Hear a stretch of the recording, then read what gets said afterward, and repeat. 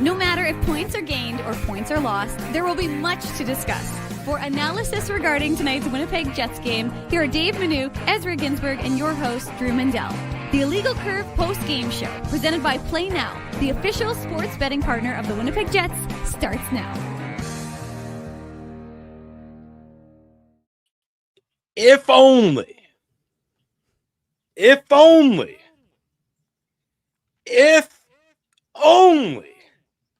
Chaz Lucius had been healthy, the Winnipeg Jets would have avoided their 10th straight defeat. Good evening, Winnipeg. Good evening, Manitoba. And for all those joining us live this evening on our YouTube channel and all of our social media platforms, we say good evening, universe, and welcome to the Illegal Curve post-game show. I am your host, Drew Mandel. Dave Manouk is on screen as well. We welcome everybody here after the Winnipeg Jets blew a 2-0 lead. Not quite as bad as a 4-1 lead like they did against Toronto last Thursday, but they blew a 2-0 lead, and they drop tonight's game, their 10th loss in a row. They drop tonight's game 4-3 to the Vegas Golden Knights in overtime. The big news of tonight, of course, a scary incident involving Hayden Fleury. Went very hard into the end boards off of a Keegan Colasar hit. If we get an update, we'll bring it to you live here on the Illegal Curve post-game show. We will, of course, take you live to Scott Arneal in the Matt Frost Media Center coming up in a few moments' time. The good news regarding the Hayden Fleury incident is that he had movement in his extremities as he was transported to hospital. So it seems like a worst case scenario may have been avoided, but of course we'll bring you the latest on that. Dave, nice to see you. It's your first post-game show in a while, right? You didn't do it. Did you do? I did. We didn't have a post-game show. I did it 2 days ago against Ottawa, Drew, but thank you for remembering me. Did you? Okay. Or I guess technically was it 3 days ago against Saturday. Yeah, I guess so. you did a Saturday morning and a Saturday night one. Yeah, sorry. It's blended together. Nice to see you in any event, is what I'm saying. You were right. I didn't do the Saturday morning show. I did the Saturday Oh, night you did show. Saturday night, but not Saturday morning. Okay. There you go. Well, in any event, nice to see you again here tonight. I appreciate being back as he's under the weather. I thought you were actually under the weather. I thought I was hosting today, so I was getting my hosting chops ready to go, but I don't need to do that with you here in the chair, in your usual chair. So, yeah, I mean, we'll touch on the Hayden Fleury incident because that took all the air out of the arena, and it was happened obviously in the first period, and it just kind of looked like a bad play, but he kind of popped up on first blush, and that happened right under where we sit in the press box. Yeah. And then he went down immediately, and you're like, oh, that's not good. And then I saw one of the trainers come out and right away signal. And he was bleeding pretty bad. I mean, it looks like, and again, I'm not basing it on anything other than what I saw from Colby, our photographer/videographer, who sent me some photos, and it looked like the way he hit the board so hard, it looked like he must have hit his either his nose on his leg or something. But it looked bad. It looked terrible. Both teams, all the Jets players came out to check and show their support for Fleury, and most of the Golden Knights were actually on the ice as well. So both teams showing some, honoring their teammate or a fellow competitor. And like you reported, Drew, it's good news at least that he was moving his extremities when he left for presumably for the hospital to get looked out. So that's the most important thing, that he's doing all right, but or that he was doing that at least, I should say.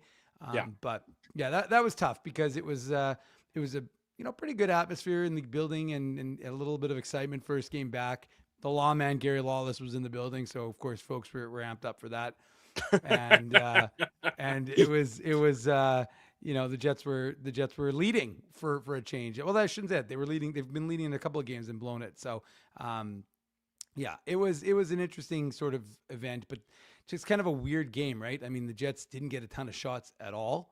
No. I think, what did they have? 9 through most of the third period total, I'm saying, but 9. Yeah. I don't think they got above 9 for, they eventually did, of course, but there was a time when the New Jersey Devils, who had 9 goals tonight, the New York Islanders, who had 9 goals tonight against the New Jersey Devils, the Islanders had the same number of goals that the Jets had shots. And that was, I think, late in the third period or at some point during the third period. So it was not No, there was not a lot of shooting being done by the Winnipeg Jets in tonight's game.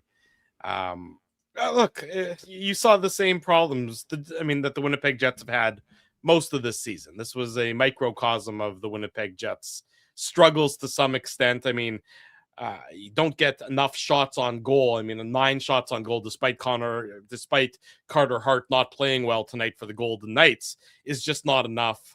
And then the Jets can't hold the lead as well. So, just a litany of problems tonight for the Winnipeg Jets. I think, and they're on their heels. You just watch the whole game, and they're on their heels, particularly in that third period. Mm-hmm. It's a team that doesn't have any confidence. You have a 2-goal lead with 21 minutes to play in the game. Yeah. And even more egregious than that is you have the Kyle Connor goal with 5 minutes to go. Yeah. And they just have nothing in terms of being able to shut it down, and no confidence. You can just see the complete and total lack of confidence that the Winnipeg Jets are playing with on the ice. And it just exemplified in tonight's game. I don't know anybody that really expected the Winnipeg Jets to hold on to the lead, even with 5 minutes to go in this game. I don't know anybody that's thought that, okay, this is going to be a Winnipeg Jets victory finally. Vegas has too much talent. They were, too fast. They were too on top of the Winnipeg Jets for the majority of that third period to think that they weren't going to come back quickly, and which, of course, they did, getting the goal a minute later. Yeah, it's interesting, Drew, because if you look at Vegas, who's sitting first place in the Pacific, coming into tonight's game, they had 2 more wins, same number of regulation wins as the Winnipeg Jets, 2 more wins. The difference was they have 12 overtime or shootout losses. Sure. So that's a big matzo ball. That's 8 more points than Winnipeg had, right? As a result of those types of games. So it's one thing that the Jets, who were the beneficiaries of, the 1-goal wins last year, are not this year. They just haven't been. They, as they said on the broadcast, this is another 1-goal loss for Winnipeg. And you're right, Drew. It's just such a death blow when Kyle Connor scores that goal with 5 minutes to go in the game. And instead of being able to protect the lead, let's be realistic. You can say Connor Hellebuck wasn't great, but the team defensively wasn't great, right? So finish your thought, and then I want to come back. Okay, I look at the miscues this team makes, and it's just like it's such a shock to watch this team and compare them. And I know we're not supposed to compare teams, but from what we saw them do last year, I understand the personnel are different. And you were wondering, right? You're wondering if they're going to be able to kind of do that, finally start to lock it down and to give up a goal, the game tying goal, 59 seconds later. It's just poor form. And again, Scott Arneal was asked about it in his media availability yesterday, about the drop in special teams and the drop in both special teams, both power play and penalty kill. And he's like, well, that's 6 minutes of a 60-minute game. For 54 minutes, approximately, he's saying. And he goes, for 54 minutes, we're not playing good enough 5-on-5 as well. But the fact of the matter is, you give up a power play goal at the end of the second period. You got a 2-0 lead. You get into that second period with the end of the second, with a 2-0 lead. I'm not saying you win the game for sure, but you're in a lot better of a position than being up 2-1, being as fragile as you've been coming into this game, having lost 9 straight. So that's kind of the problem, right? Your penalty kill's been bad. Your power play's been bad. Mm-hmm. Again, you're the 32nd ranked team. 5 play has been bad. I was going to say, you're the 32nd ranked team in the league for a reason. So most of the things that we're going to be talking about are not working right now. But it's just you can say it's not a significant part of the game, but it is. Look at the impact it had on tonight's game, right? It allowed Vegas. Goals. Yeah. So, you can say it from a positive, and Vegas, for the record, even though, again, like I said, they haven't been winning all of their games, and they had a big slide earlier in the season, but Vegas has a top 10 power play and a top 10 penalty kill. It goes a long way. The Winnipeg Jets do not. No, it certainly does go a long way. The Winnipeg Jets are just a litany of problems is what they are. One thing that we're not used to saying is a problem for the Winnipeg Jets, though, to me, is Connor Hellebuck. Mm-hmm. Not so much necessarily his performance in terms of goals going in that shouldn't go in. to me, his attitude on the ice looks a little bit weird to me. The number of times today where, I mean, first of all, Vegas almost wins this game in regulation after Connor Hellebuyck has a turnover behind the net late in the game, and the Jets sort of are scrambling around. Mm-hmm. Connor Hellebuyck just does not look as engaged as we're used to seeing him, where he's locked in to the Connor Hellebuyck MO that we've become accustomed to. Mm-hmm. I don't know if it's frustration with the play in front of him. I don't know if it's just frustration with his own play. But, you know, when Vegas, in that overtime period, Dave, mm-hmm. Vegas, when the Jets had all the pressure on Vegas and they almost score, and then Vegas has no other option but to ice the puck the length of to go down the length of the ice and ice it. I know that Hellebuyck coming out and playing it helped lead to the Morgan Barron breakaway opportunity, like the one right after that one, where they had another opportunity to win the game. But the idea that he plays that puck in that situation is, to me, just a little bit odd. Mm-hmm. Just everything about his approach, not freezing the puck at all, sending it off to the empty corner when Vegas was the ones who got it. I mean, I understand not wanting to freeze the puck if you can put it onto your guy's stick, onto your player's stick, onto your teammate's stick, and bring it right back up the ice. But not freezing it and just throwing it into the corner and letting the Vegas guy collect it, to me, was odd. There was just, I mean, it sounds like odd plays by Connor Hellebuyck today. I mean, it's almost like you're saying they're a little disconnected, which would seem to be in keeping with the team. They're not jiving. They're not simpatico. Whatever word you want to use, they're not it. And I mean, it was ironic. Maybe Logan Stanley knew something. Logan Stanley, of course, missed his first game of the season due to the suspension he received from the NHL player safety. But I just think it's funny because we were talking to him yesterday and he said, this is what happens when you've had 10 straight losses. And then after we finished the media availability, he said 9. He goes, oh, I guess it was, I don't know why I thought it was 10. Well, it was 10 now. So he was seeing the future, unfortunately, for him and for Jets fans. But I mean, this is a game you want to kick off the homestand on the right foot. And again, you're not in a position, I don't think, again, to if you're not prepared to say, we're going to not throw the season, because no team is going to say we're going to throw the season. But if you're not prepared to say anything, as we listened to for 30 minutes yesterday, yeah, and I'm sure you'll have some thoughts that on the post-game show here. Yeah, I know you'll have some thoughts on that. But I think if that's the case, then you can ill afford, when you have a 2-0 lead and a 3-2 lead, to blow this hockey game. And that's what ultimately happened. Because if you look at the numbers, like what were the Jets' expected goals? Like 0.98 at 5-on-5? I believe. At 5-on-5, the Jets' expected goals were 0.71. Yeah. So they were a little high when I said 0.9. So, not that Vegas didn't have weren't crazy 1.84 for Vegas at 5-on-5. Sure. I mean, this was this was a low event game at 5-on-5. Yeah. Yeah. And so I just think that you've got a team that's fragile, that's making mistakes, that's playing disconnected. I mean, there's just, again, like you said, Drew, there's so many different little plays that happen in this game. I mean, but it's funny because Gabriel Velarde on that turnover in overtime almost ends it. Dylan Sandberg, if he doesn't mishandle it, I think he probably slides that past Carter Hart. So right.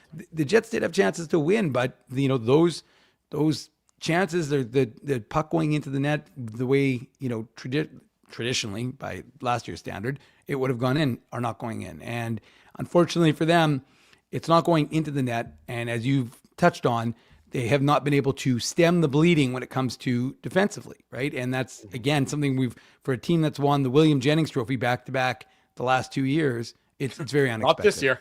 No, definitely not this year.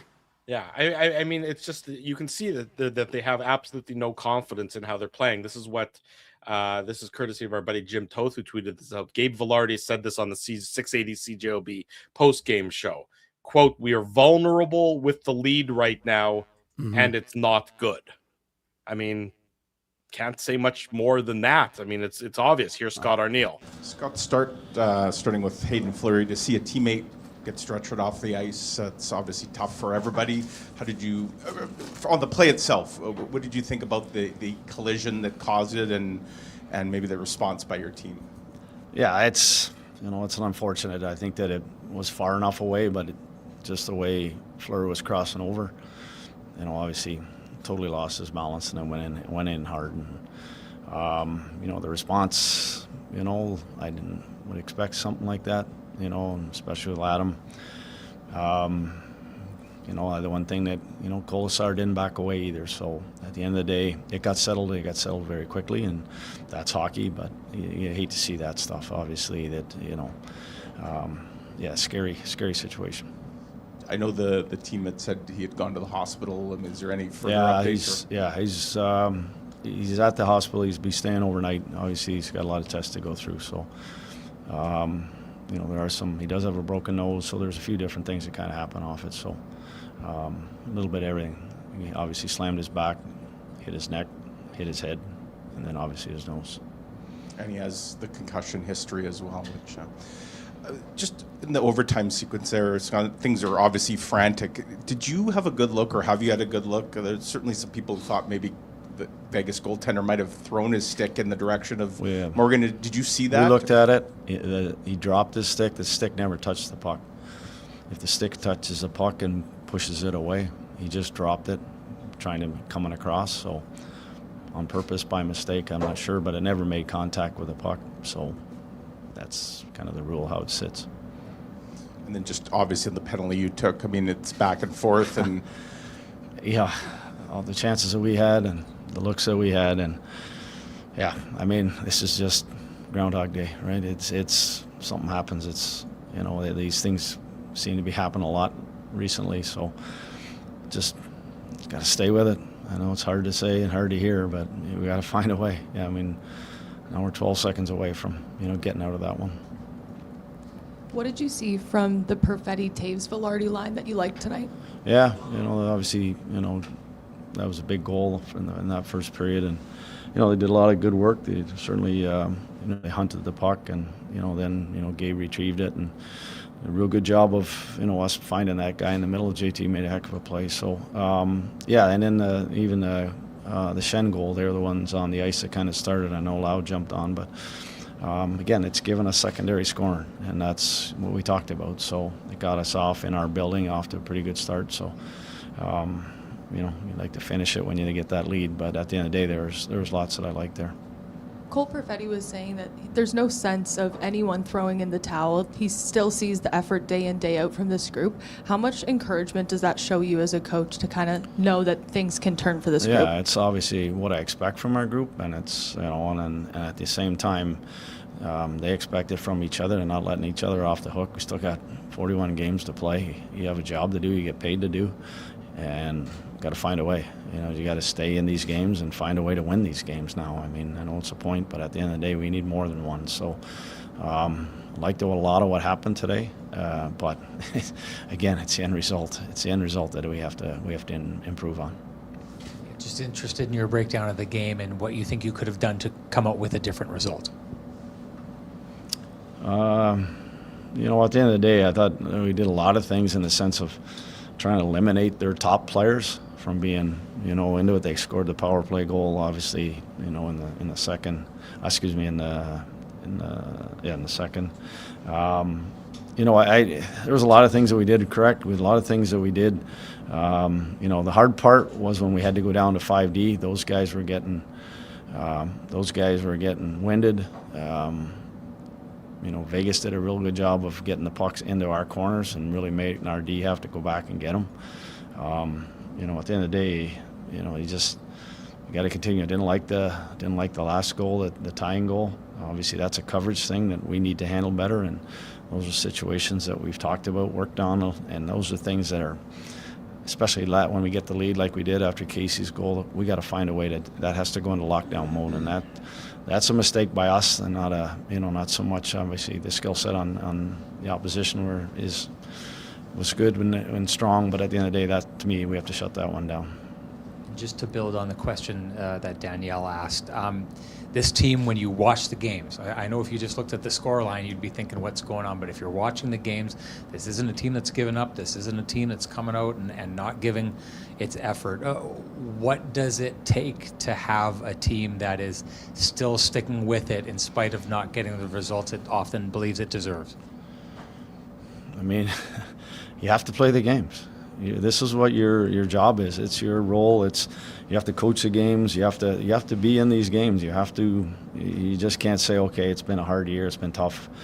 We're not going to show up for the remaining 41. That's our job, and that's what we have to do. And I don't expect anything less. Those guys are driving each other. I'm driving them as a coach, and we're just finding a way to just maybe there's a streak that's coming that we can jump on. Thank you.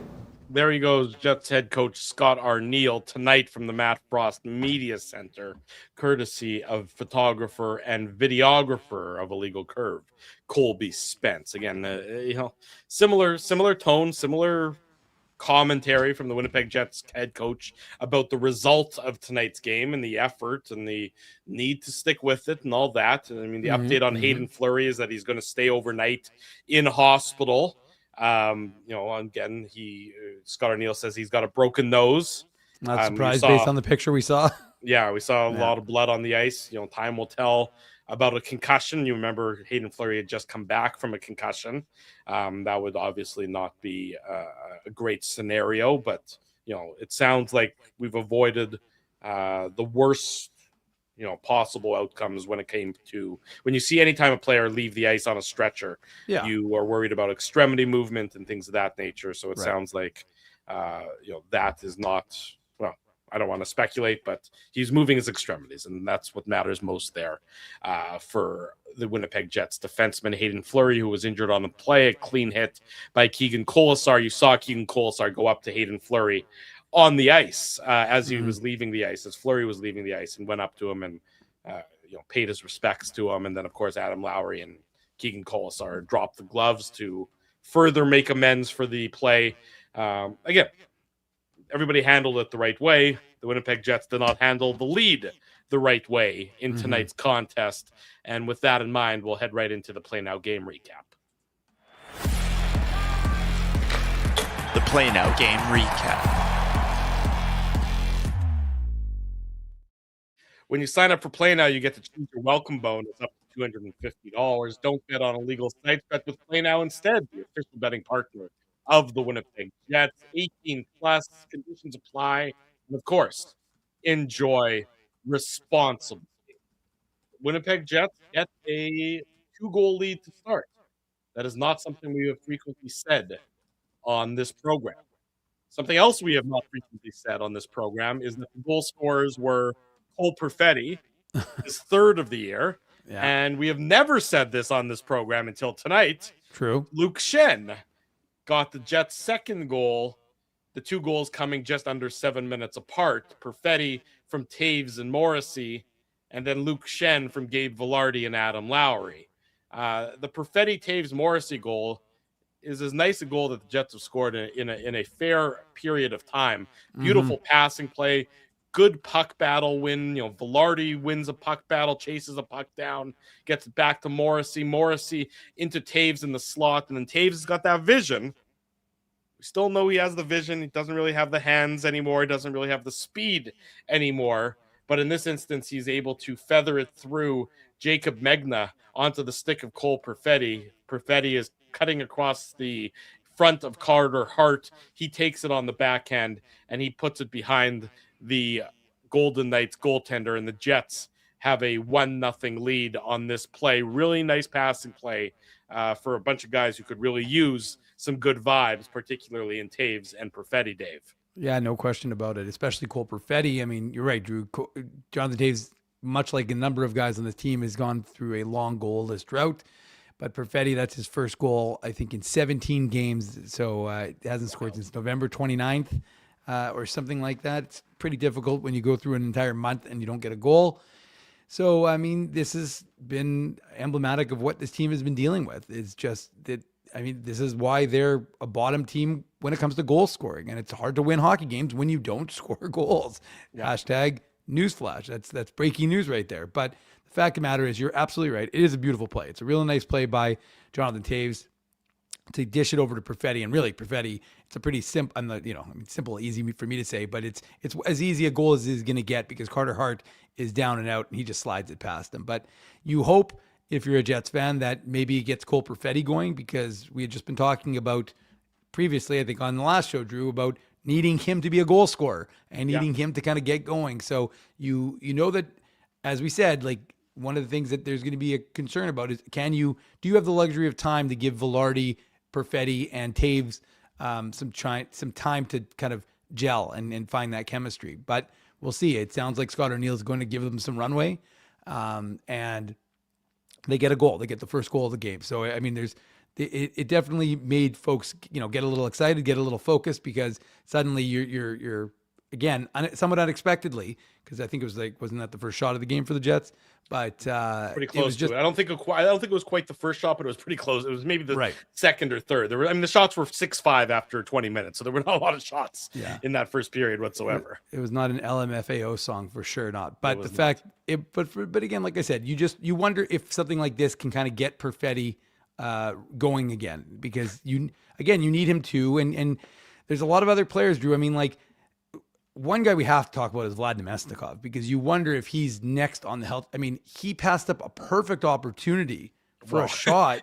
And I mean, the 2-on-1, there was the 2-on-1 you're referencing. Yes. It's Nemestikov coming down the left wing, and he's coming down with Gus Nyquist. I mean, talk about, two guys who can't score a goal if their lives depended on it. Sure. And of course, it turned into he elects to pass and nothing happens on the play, but it was really emblematic of the Winnipeg Jets season on that 1-2-on-1. Remember, he hasn't scored in 2 months, right? November 1st, right? Yeah, the game against the Pittsburgh Penguins. So he went all of November, all of December. Like, I guess he scored a goal in November, but it's been a long time for Vlad Nemestikov. And I'm just saying that it's, we talk about Gus Nyquist, and he's gone 32 games, I think.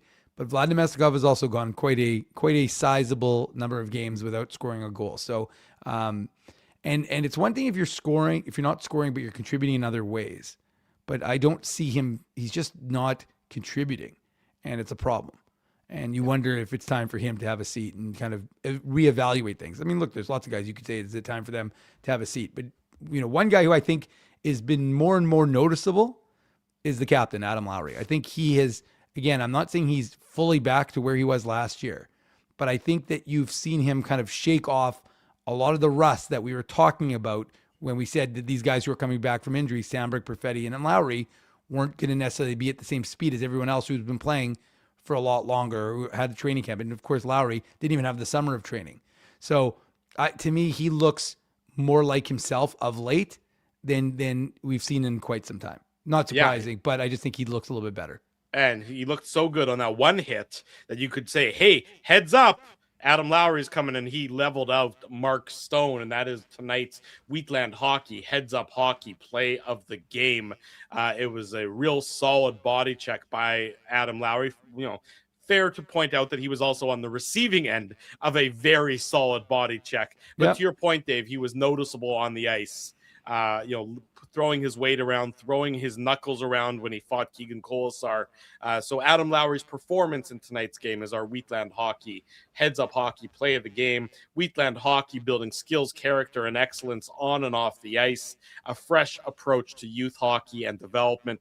There's a program for everybody with our friends at Wheatland Hockey. Check them out online, wheatlandhockey.ca. Big thanks to them for their continued support of the Illegal Curve programming. 2-0 for the Jets. Luke Schenn got the second goal for the Winnipeg Jets. Again, first time we've ever said that. His first goal as a member of the Winnipeg Jets. His first goal since 2024 when he was a member of the Nashville Predators. It's good work along the boards for the Winnipeg Jets. Adam Lowry is winning a forechecking battle. Gabe Velarde is there in support as well. Eventually the puck comes out to Luke Schenn. He moves it to the center of the ice and he lets go a wrist shot that's got some seeing eyes on it. It's got some traffic in front of Carter Hart, but it goes top shelf, beating Carter Hart to give the Jets a 2-0 lead at the 12:04 mark of the second period. Yeah, and it's good work. I mean, the Jets are digging. I mean, they're playing hard, right? They're playing along the wall. They're winning puck battles. I mean, it's the things that they need to do in order to create opportunities. I mean, at this point, shots were 7-7, right? So they've got 2 goals on 7 shots. I don't think that was the 8th shot. I think it was the 7th shot. But, Lowry loses the puck and then it wins a battle, right? Or at least engages in a battle. Then Velarde really does what he did. I actually thought Velarde tipped it. I could be wrong, but regardless. No. I know they're keeping it at Shen, but I mean, it's a look, it wasn't exactly a burn and slap shot. I think they clocked it around 70 miles an hour. But the fact is that it's a nice feather in the cap for a guy who, played his 1100th game today. And we talked about it with him this morning. Of course, that's on our YouTube channel. Don't watch it now because you're watching our show. But after the show, you can watch the interview with Luke Shen. But you could see that it meant something to him, that it was, an important thing. They recognized it. Actually, it was weird. They recognized Shen's 1100th game. They recognized Josh Morrissey's 700th game. But for whatever reason, they didn't recognize Adam Lowry playing in his 800th game. So I thought that was a bit, well, you can say 7-11. What's that? It was 7-11. It was brought to you by our Slurpee friends. Fair enough. But I just thought that was funny that they chose to ignore the captain. They may wait. Maybe they're saving it for game 2 on Thursday. But I just thought that was a little bit unusual. Yeah, regardless, it is nice though. To your point, it is nice for Luke Shen to get a goal on the night of his 1100th game. That's sort of a nice little milestone for a guy who doesn't frequently score goals in the at this level at this stage of his career. It was nice of him to get that one goal. And there was a crazy. Hang on, let me find the crazy stat that NHLPR tweeted out. See if I can pull it up in time here. Luke Shen became the 5th defenseman to score in his 1100th career game. I mean, that is going deep into the minutia, if you will. Yeah, seriously. That's like my level of minutia right there. Yeah, the others were Ed Jovanovski back in 2014. Jovocop. Brian McCabe in 2010. Brian Leach. I was going to say, Brian Leach has to be on that list. Why does Brian Leach have to be on that list? Because Brian Leach scored a lot of goals. I mean, but it's sort of random. I'm surprised that there's even been 5 defensemen who've scored goals on their 1100th game. Yeah, but Brian Leach, he was a really good defenseman. Okay, fair enough. Anyway, you read 3. And Alan Stanley back in 1967. Oh, that was back when you were graduating high school, so that's pretty cool. There you go. Good job. 2-0 for the Jets. The Golden Knights cut it to 2-1. It's a power play goal. Dylan Samberg is in the box late in the second period for high sticking. It takes all of 12 seconds for them to score. Mark Stone is 13th assist to Dorofeyev and Mitch Marner. No chance for anybody on this one. Mark Stone, is there. The puck comes loose to him. When you front guys on the power play, if the puck gets behind you and the goalie can't cover it, it's going to be a goal. It's that simple. I mean, Mark Stone is left basically all alone at the side of Kyle Connor. I mean, it ricochets off of 2 guys and onto the stick of Mark Stone, but he has to be in the right position to begin with. And that made it 2-1. And then it's 2-1 after 40 minutes for this Winnipeg Jets team is what you call a nervous third period upcoming. I mean, this is the ups and downs of Luke Shen, right? I mean, to me, the slowness of Luke Shen on the PK. I understand that he's prepared to eat pucks, and I understand he's prepared to knock guys away from the front of the net. But the problem is, if you watch him on this play, he's just slow. He's slow in his positioning, slow in his thinking, and I'm not blaming it all on him because you're right. It's kind of a squib play, right, where the puck ends up on Mark Stone's stick, and we know what the Winnipegger is capable of doing. I think I heard in the press box someone say that was his 5th straight game with a goal. That's correct. Yes. So, I mean, he's in one right now, and that's if you're a Winnipegger, you like to see him. Of course, congratulations, he made the Olympic team, so he'll be representing this province in next month. But yeah, I mean, it's just that's what I'm talking about, though, Drew. Right? Like we see you take the Samberg takes the penalty, and you're like, well, this is kind of tough, but okay, fine. But here's where your penalty kill needs a kill. Here's where that's what I'm talking about, though, right? Scott Arneal says, well, it's X number of minutes, however many minutes. How many penalties were there? 3 in the game against the Jets this year? This game? Taking away the Lowry fight, there was 4. Yeah. 4 penalties. 4 minors, though? 4 minors, yeah. Okay. Taves, Samberg, Morrissey, and then Samberg again. Right. Taves had the one right off the 16 seconds into the game. But and that's the other thing with this team. when you're playing the way you're playing, you can ill afford. You need to be way more disciplined.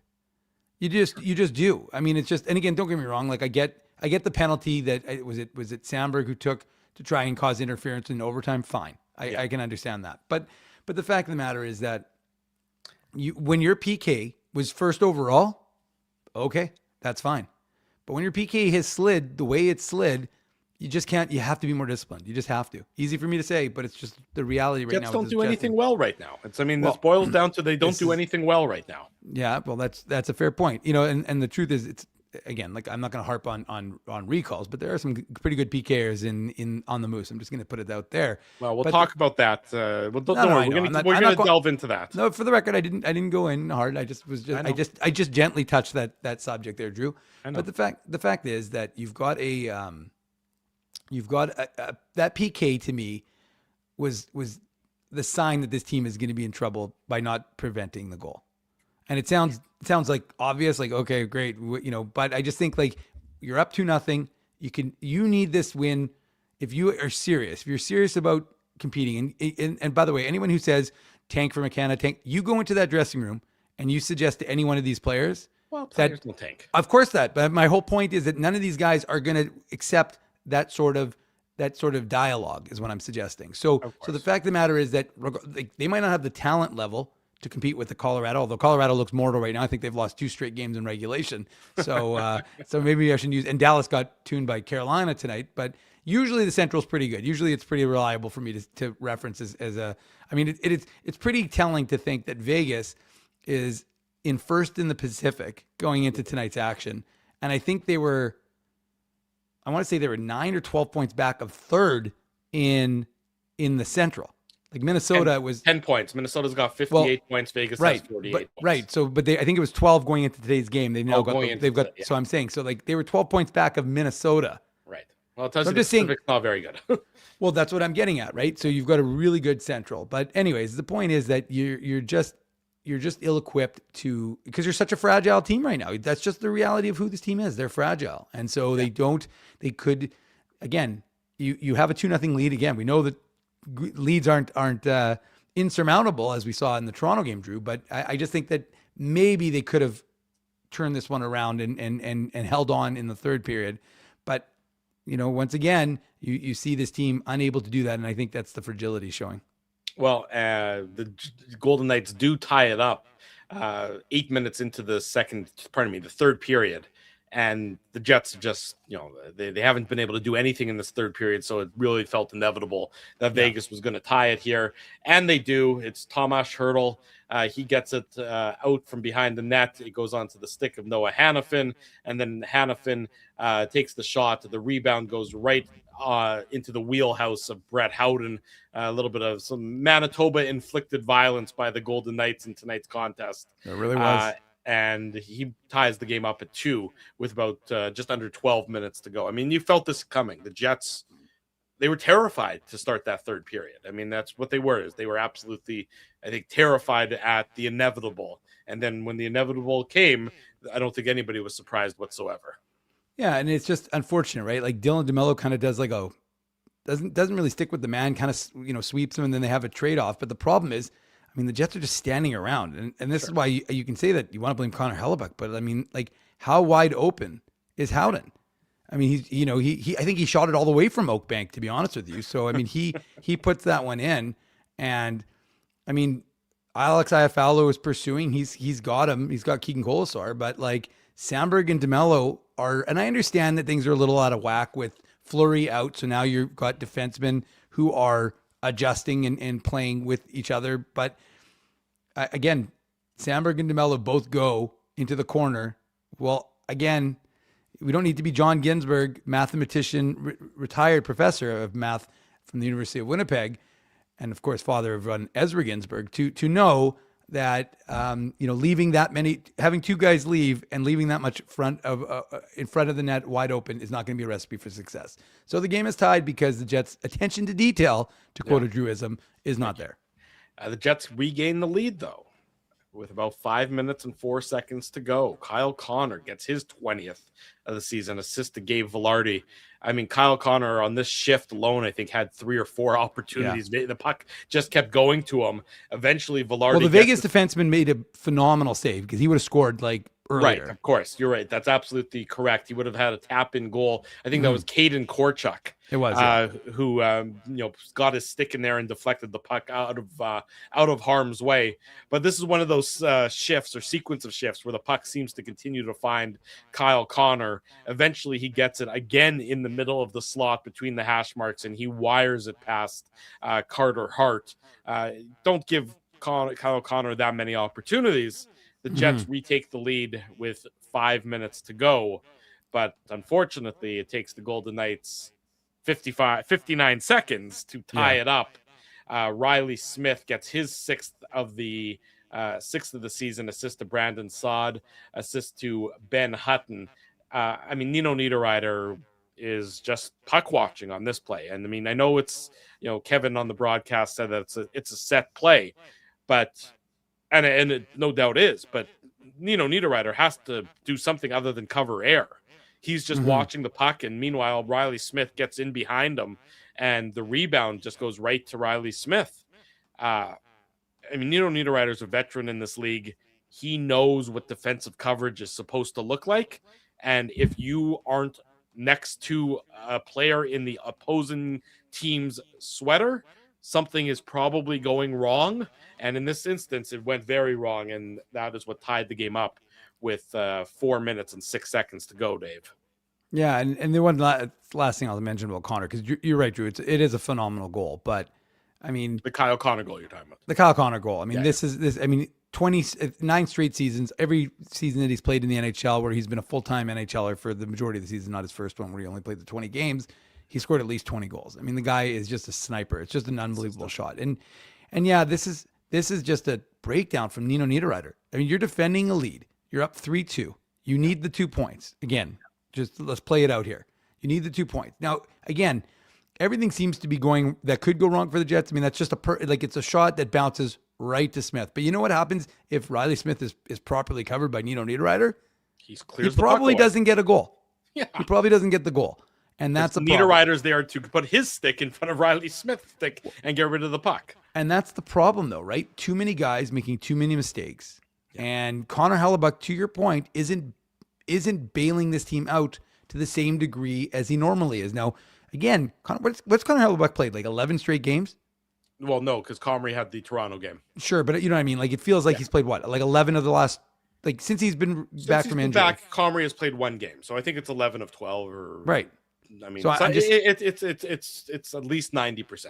So I think what Scott Arneal is trying to do is he's trying to get him back up to that 60 games played, even though he missed 3 weeks of the season. But and I understand. Don't get me wrong. I mean, you want your best. He's your best asset. He's the reason why if you can have a chance, it's going to be because of him. But it's just. I mean, that's why you can't look at this team and be like, well, it's not a question as to why it's happening. I mean, it happened because a play like that where a guy doesn't pay attention for just enough time to give Riley Smith that chance, and it's 3-3. And it is, as you said, Drew, 59 seconds later, 4 minutes to go in the game, and you can't protect that lead. I mean, forget about pushing the pace to try and increase the lead, but you can't even protect it. So, I mean, it's a killer, and it gives the Golden Knights some life. Game goes to overtime. Jets have plenty of opportunities in that overtime period, as we touched on at the beginning of the post-game show. Again, it sort of goes to show how snake bit they are, or how difficult it is for any good vibes to be coming this team's way, is that they somehow don't score in that overtime. Vegas gets an opportunity on the power play. This is with Dylan Sandberg in the box for tripping. I believe, if I'm not mistaken, he tripped Mitch Marner at that point in time it was. And then Thomas Hertl, his 16th with 13 seconds to go in the overtime period. Assist to Marner, assist to Eichel. Again, 4-on-3 is a lot of space out there, and that's a lot of talent on the ice for the Golden Knights in Hertl, in Marner, in Eichel as well. Who else did they have on the ice there? They had Stone on the ice as well. I mean, what else can you say about that one then for Vegas? And they win 4-3. The Jets' struggles continue. Worth noting, of course, that Vegas not at full strength. It's a 4-3 victory for them, and they're missing 3 of their top defensemen. And the Jets could barely generate. It took almost 65 minutes of play for the Winnipeg Jets to generate all of 20 shots in tonight's game. So problems galore continue for the Winnipeg Jets. And no reinforcements in sight, as per the general manager, basically, with his comments yesterday.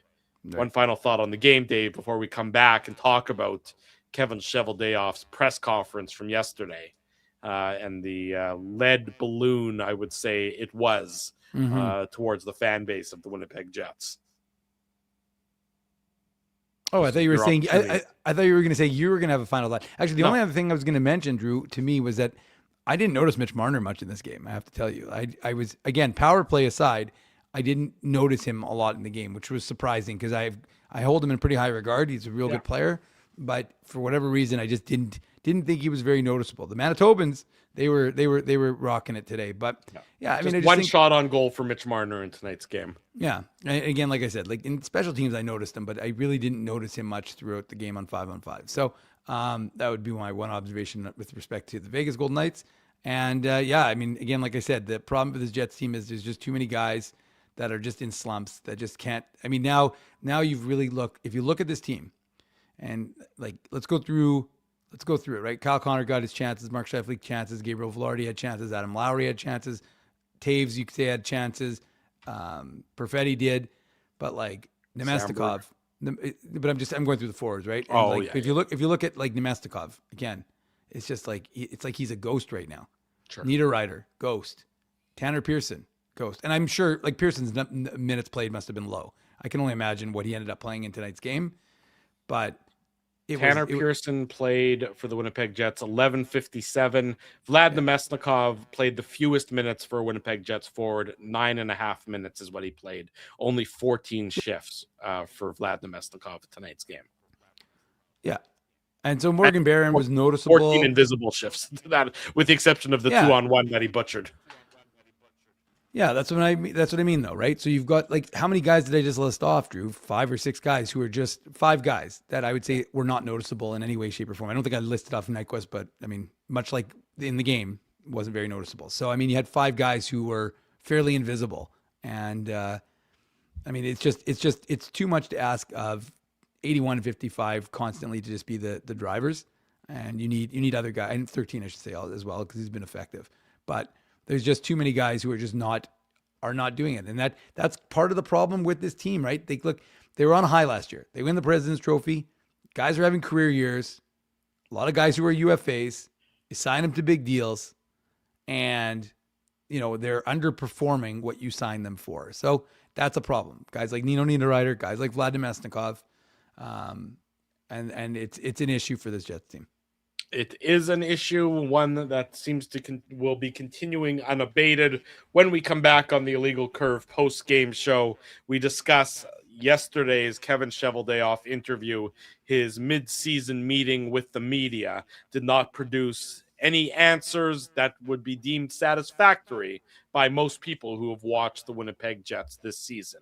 We talk about that next. It's Tuesday night. It's the Illegal Curve post-game show. Drew Mandel, Dave Manouk, don't go anywhere. Much more to come of the Illegal Curve post-game show. I want to thank you for not betting with Play Now and choosing our illegal gambling site instead. Because we couldn't afford things like this without your money. So much of your money. Now you might have questions like, do our profits benefit your community? No. Or bet with Play Now, Manitoba's local legal and secure gambling site. Dining, entertainment, parking, and convenience, all in one spot. City Place is located in the heart of downtown Winnipeg, attached to the Canada Life Center. Whether you're working, living, or out for a night in the downtown, make City Place your go-to destination before or after the fun finds you. Lunchtime, game time, anytime. Visit City Place at 333 St. Mary Avenue, next to Canada Life Centre. Boys, I've made an important life decision, and I need your support. Oh boy. I've decided to get a grill. You mean a barbecue grill for cooking? Like, that's not an important life decision, Ezzy. No. A grill for my teeth. A grill for your teeth? Do I even want to know why you're doing this? It's simple, really. Every time I go to Holt Dental, I get treated so very well by Dr. John and his team that I need to keep finding additional reasons to go back. I rely on Holt Dental for all of my dental needs, and they do it all, from regular cleanings to cosmetic dentistry. Plus, they have free parking at their front door, and you know how much I love my convenient parking. For all your dental needs, Illegal Curve recommends Holt Dental, conveniently located on Taylor Avenue near Grant Park Mall. For more information, visit them online at holtdental.ca. Guys, big news. You know how I'm always misplacing my cool stuff? Well, Big Daddy has a new hobby, labeling. Labeling is your new hobby. You got it. Ever since I discovered Label Daddy's washable labels, I just can't stop labeling. I'm labeling water bottles, hockey sticks, cereal boxes, roast chickens, team jerseys. Everything deserves a label. I can think of a label or two for you. Best part is that Label Daddy is the only label company officially licensed by the NHL. So my labels are personalized and can have the Jets logo on them. Just search NHL on the Label Daddy website. For almost 2 decades, Label Daddy has been helping people to not lose their stuff. It's the most affordable insurance policy around. For customized, washable, peel and stick labels with no ironing or sewing required, visit labeldaddy.com and search NHL for the label pack belonging to your favorite team. For over 40 years, Rumors Restaurant and Comedy Club has been Winnipeg's home for stand-up comedy. Renowned in the comedy world as a must-play venue, Rumors has recently been named Canada's top comedy club and a top 5 comedy club in North America. From birthday parties to date nights to fundraisers, wedding socials, and everything in between, Rumors is your destination for the best live entertainment Winnipeg has to offer. For information on upcoming shows, Rumors' incredible promotions, and to purchase show tickets, visit rumorscomedyclub.com.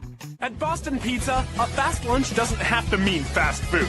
Now you can get a $15 lunch served in just 20 minutes, including your choice of a main, side, and drink. That's right, lunch for $15 at your local Boston Pizza.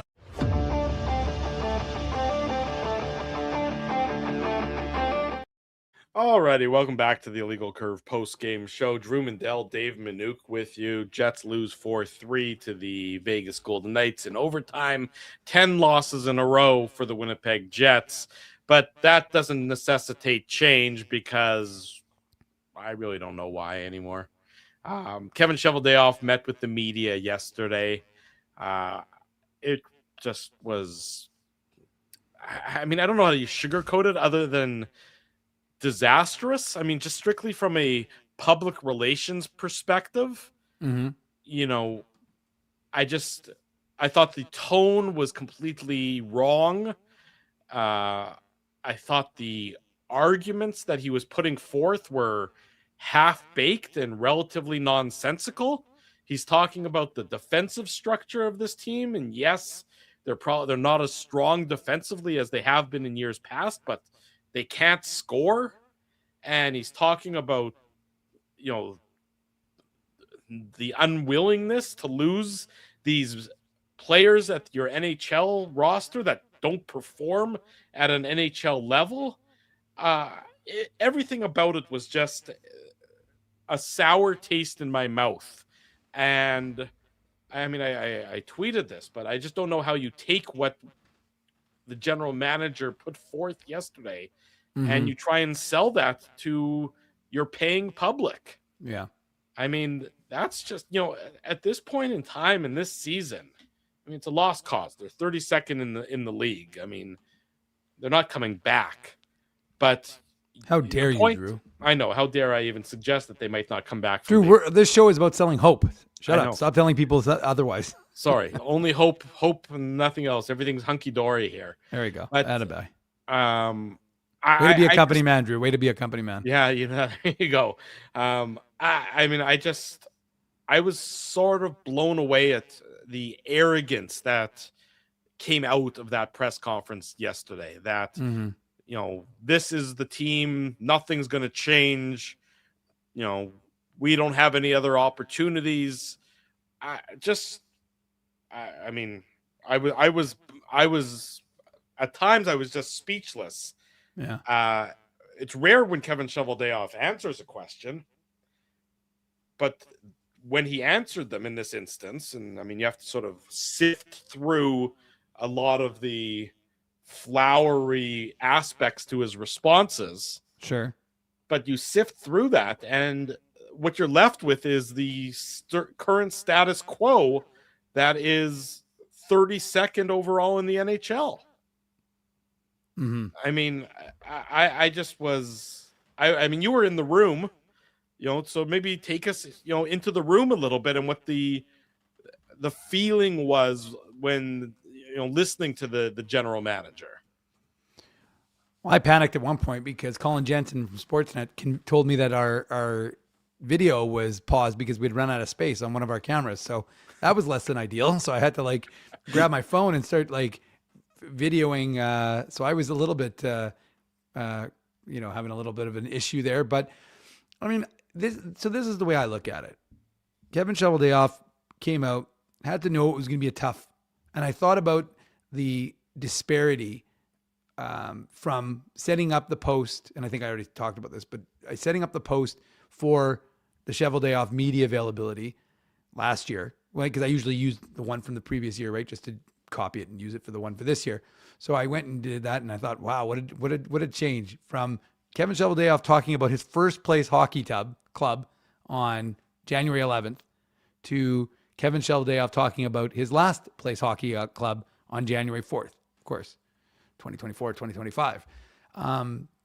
And my thought process, because it was interesting, he came out and Kelly Moore of CJOB waited for him to speak and said, I wasn't sure if you were going to start off with a statement. And I thought that was a missed opportunity for him, because I really thought he could have taken the bull by the horns and controlled the narrative in any way, shape, or form he wanted to. And really kind of set the table. And again, it wasn't going to be an easy press conference, but at least he could have done that. That's what I was surprised about. He could have set the right tone. That's what I'm saying. Yeah. And so I just thought that would have been the way they would have handled it. Personally, I was just surprised that it began, and he just kind of said, well, you guys are going to get to everything. I also didn't like the way they structured it. They had a 10:30 media availability with him, and then we had a practice at 11 o'clock. To me, it's we don't, other markets speak to their general managers frequently. And that was one of the things I said to some of the guys. I said, listen, we get them once a year. Not really, but we get them once a season, let's say, in the mid part of the season. We'll get them again in the draft, or at the end of the season, then we'll get them again in the draft, right? But the fact of the matter is we don't hear from him very frequently. Other GMs speak all the time. You talk about your boy in Vancouver. You hear them on the shows, right? You hear Steve Staios in Ottawa. They hear them more frequently. I'm not saying every GM in the NHL talks a lot, but he talks infrequently. So for them to structure it so he speaks, and I know that they had pro meetings and they're getting ready for some things here, but the fact of the matter is for them to make him available at 10:30 when we had a practice at 11 didn't exactly create a situation where it's okay, here, this is going to be a free-flowing dialogue. And again, do you need 2 hours to talk to him? No, not really. But maybe because in the hope that in 2 hours you'll get 5 minutes of interesting material. But the fact of the matter is that I just didn't like the way they structured it, because it just felt rushed. It didn't feel like there was a lot of time. And again, like I said, everybody got questions if you had. Worth noting, though, that the reporters were limited to 2 questions each. Well, no. You're limited to 2 questions each initially. And then let's say that, after reporter X was done, if there was more, again, if you don't have that sort of similar time constraint, you can always go back. But it's more just because some people would ask 4 questions in a row, 5 questions in a row. And then you're just you're sitting there and you're going, well, wait a second. Back and forth conversation is what I would say, is that, it's hard. It's not a conversation if you're limited to the give and take in it. It's more of a No, that's fair. That's fair. No, that's a fair point. It's not a fulsome conversation. No, for sure not. Because again, I asked about Hellebuck being injured and then the opportunity to evaluate the two goaltending prospects because that was what I was curious about. And then I asked about my follow-up was with respect to a potential recall.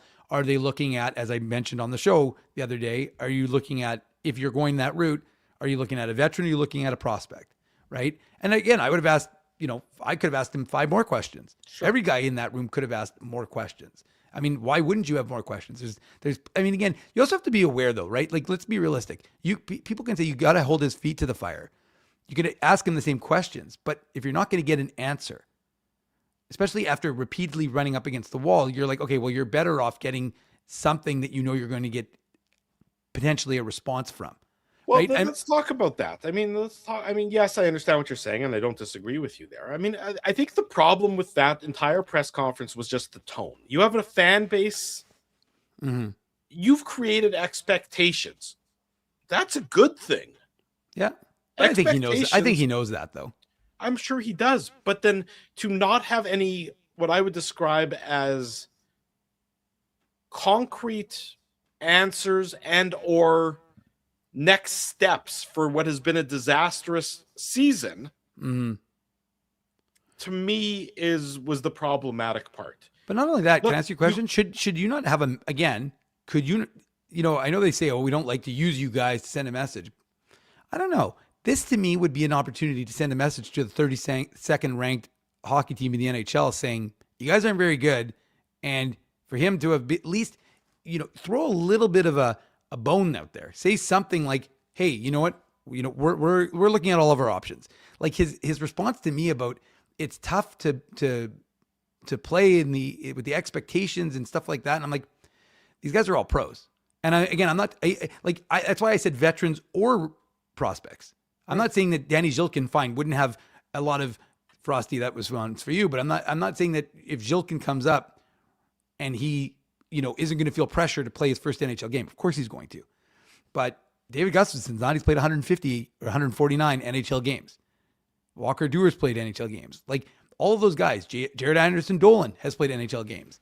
So none of those guys are going to, sure they're going to feel pressure, but at the same time, you know how excited those guys are going to be to get that opportunity to try and inject a little life in the. So I just thought it was weird. I agree with you. Like some of the responses were like, and then I'm thinking to myself, like it's an impossibility that you'd call up guys from your AHL team that have NHL experience. Like you're crazy for even suggesting it. What is wrong with you? You fantasy hockey player, how dare you even suggest that these guys who were members of our team last year could possibly come in and help our 32nd ranked team this year? Mm-hmm. Yeah, no, I just think it's just bizarre because what have any of these guys done? Do we need to go through the list of guys who have not performed, who have not scored goals in how long?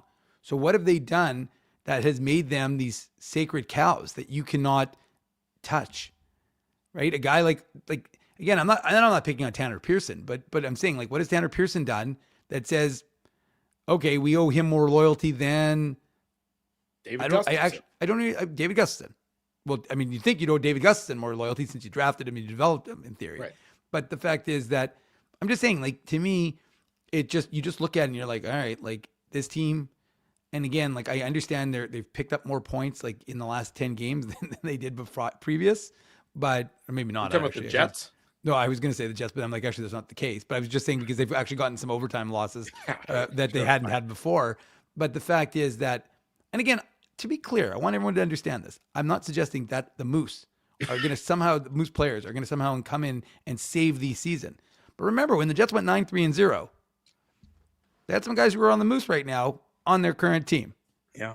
And, I didn't mention I think I forgot Parker Ford when I was talking the other day. So, there are a number of guys who can come up and I think it's more just inject some life, give you a little energy boost. Which is what we've talked about. We've talked about this on the show, a few different times that it would just give you a different look. Again, as if your current roster is the holy grail. That's the part that's just, to me, it was just a bizarre attitude to take. Mm-hmm. And then you bring up Chaz Lucius. I mean, well, I for the record, I don't think he was blaming Chaz Lucius. I think I don't think he was blaming. No, Chaz I know, but I've Lucius seen a lot of either. people say that he's blaming Chaz Lucius. I think it's just more that he did. He was a 2021 first rounder and he didn't hit, right? I mean, he obviously had that health concern and he's dealing with that. Well, what does that have to do with what does that have to do with this season? Well, considering that the last draft pick, was Lucius. I guess the way I look at it and why I thought it was an unusual player to bring up is because it's not like Chaz Lucius was lighting up the AHL and then suffered an injury or the health concern and had to stop playing hockey.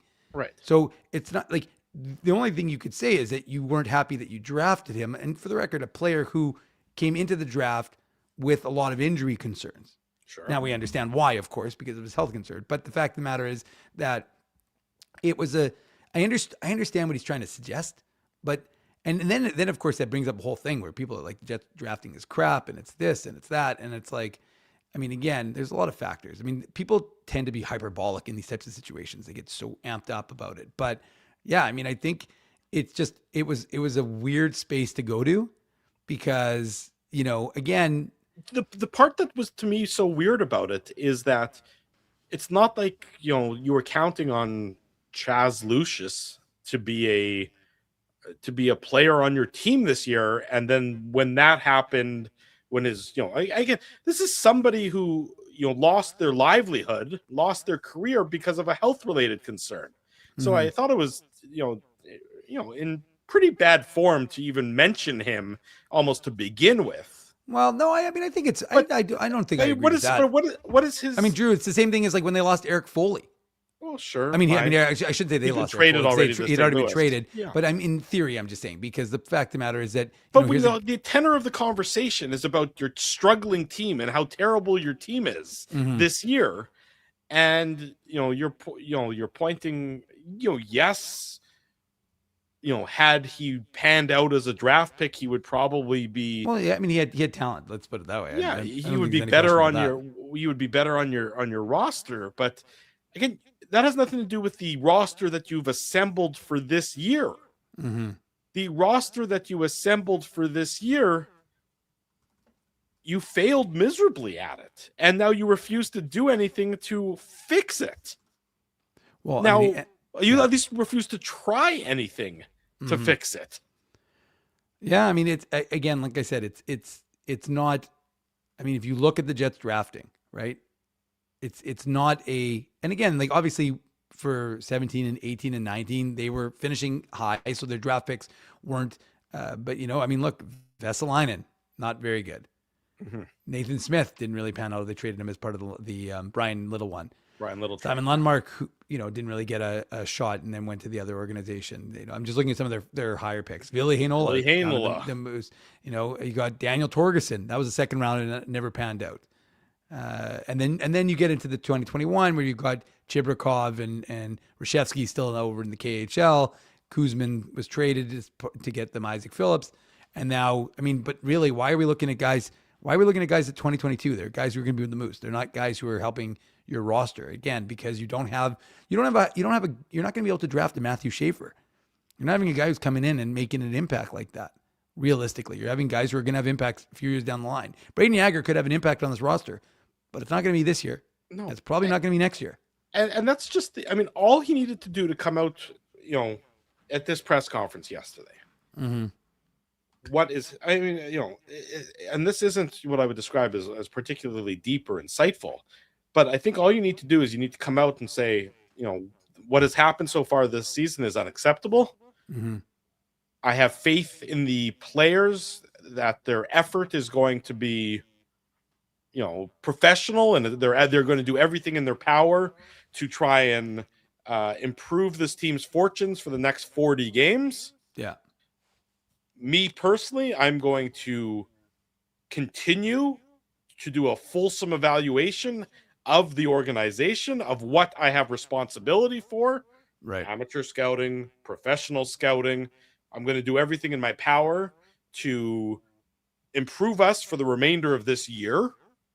I mean, saying this doesn't actually mean you have to go out and trade your first round pick or do anything stupid. It just means that you're acknowledging, that what is the status quo is not good enough. I'm going to do everything in my power to try and improve us for this year, while at the same time evaluating our processes as an organization to ensure that this is a 40-game blip and not a dire circumstance for years to come. I don't think anybody would object to that. I don't think anybody was expecting, that he's going to have the exact answer for how it was going to, for how he's going to solve the problem. Mm-hmm. But the tone. I think what it comes down to, and we don't have to belabor the point, but to me, I think it's just nobody was in the mood for a word salad. Right. Nobody was in the mood for a word salad. Like we got 30 minutes. Although if you watch the IC one, we got 26 minutes because I missed 4 minutes. Apologies to Sean Reynolds. 2 questions. Actually, Sean got 3 questions in, Drew, just to be clear. But for the most part, most people did just take 2. That's because they have the national hockey rates. The national rates. Yeah, exactly. But I was just gonna say, I think that's what it comes down to. I think, again, I don't run the Jets. I'm not in charge of how they do things, but I would have probably had him make a statement to try and kind of lead the conversation. I would have had more time available, and I just would have been direct and honest, because I think the reason why, and again, I don't want to speak for everybody in the chat, I don't want to speak for fans, but I've been getting a lot of messages, and I think this is an accurate statement. I think people in this market are smart for the most part. Some, not everybody. And I think that there are a lot of people who saw through what we were presented with yesterday. And I think that is insulting to people, especially in this market where people work their asses off to make money to afford to go to games. And just if you can't afford to go to games doesn't make you any less of a fan. I think that people support this team by spending their time. If you spend 3-4 hours away from your family or with your family, but away from your family watching a hockey game, that's a commitment. That's, you buy Jets gear, you buy whatever. You're supporting this team in any way. You're watching this show. So I think you're not just a fan by going to games. But I think that this fan base understands what's going on. They've got eyes. They're watching the same games. They're part of these shows. They can see what's happening with this hockey team. Mm-hmm. And I think they just wanted truth. I think that's what we live. We live in a world where there's so much BS and untruths that people just aren't afraid of the truth. They know what the truth is. Everybody can see it. It's the 32nd ranked hockey team. Give people the truth. That's all they're asking for. It's all they want. And to be honest with you, if they would have come out and they said, listen, we've shit the bed so far, 40 games in, we're 32nd overall. That's unacceptable to us as an organization. And we, as you just said, I'm not going to repeat it, but we're going to do an accounting. We're going to figure this out. We're going to try and, again, he's not going to lay out his every single thing. He's not going to lay out his blueprint, because he's certainly not going to do that and give away his hand, if you will. And I don't think anybody expected him or would expect him to do that, but they would expect him to acknowledge that there's a deep dive occurring as to what has gone so wrong this season. I mean, that is what you would say. I mean, you just wanted people to say, and they don't necessarily need the answer yesterday, but they want to know that steps are underway, or an evaluation is underway to ensure that this isn't going to be repeated next year, or repeated the year after that, or even the year after again, that. like what the Rangers had to do. You have to do a little soft retool. Nobody's saying this organization cannot do a rebuild. They just can't with the players that they've re-signed. Right. So it's never going to work. And it shouldn't. You have these guys all under contract. These, again, if it was your top players who were terrible this year, then you would have a real more serious issue. But your top players have still been your top players, by and large. Mm-hmm. And it's the bottom of your roster that has not succeeded. Right. And guess what? It's far easier to churn the bottom of your roster than it is to the top of your roster. The issue is, or the question is, or what people would probably be rightfully fearful of, are the people who are making that decision about your bottom of your roster fully equipped and fully capable to do so. That is where I think you need to present some reassurance to your paying customers, and they did not do so last night or yesterday in the press conference.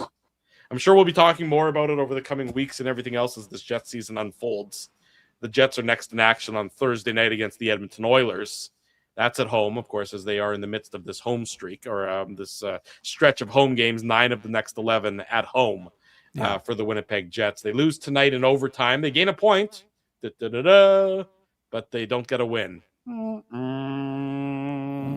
Although, yes, big shout out to my mom. Happy birthday to Cheryl. It's her birthday today. Cheryl. So I saw that. Give my mom a happy birthday.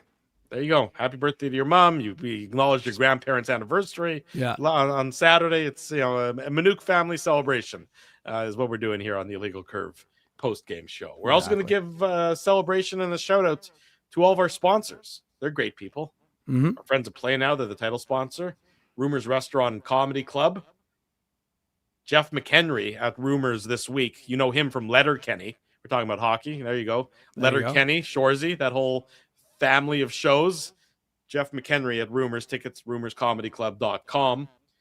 Holt Dental, City Place, Wheatland Hockey, Boston Pizza, and of course our friends at Label Daddy. As he's not here tonight, he's off on a labeling mission, is my understanding. He's on a black ops when it comes to labeling. He's labeling different things all over the place. I will say that labeling the chicken thing really, it's a very. I'll give you some credit here, Drew. Drew writes most of our commercials, and that was such a funny line. I honestly, every time I'm listening to the show, I listen. I'm like, it's just, especially for it being Ezzy. It's just so appropriate because it's kind of believable.